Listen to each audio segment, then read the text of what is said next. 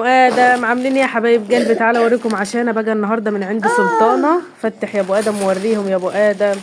بص جبنا بيتزايه كده علي. اللهم صل وسلم وبارك على سيدنا محمد. الله على الحلاوه والجمال يا ام ادم. النهارده كنا بنوزع الوجبات، طبعا ما عملتش اكل في البيت. الله يكرم ما عليك عملتش بالسعودية. اللهم امين يا رب. اوعى يا بالذرية جنة. الصالحة اللي تفرح قلبك. اللهم امين يا رب. النهارده كنت بوزع الوجبات كلها. ورحنا طلبنا اكل من بره كده. بصوا كده جايبين سندوتشات شاورما، بس هتشوفوها في القناه التانية واحنا بناكل. وده سندوتش تاني بردك. جايبين حاجات حلوه كده، تحبشانات كده. ها سلطانه، بصوا بالخط العريض، احلى اكل من عند سلطانه.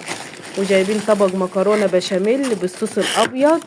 بصوا تحفه تحفه. قلت انزل لكم فيديو قصير عشان ممكن الفيديو ده ينزل لكم متاخر في الايام يعني.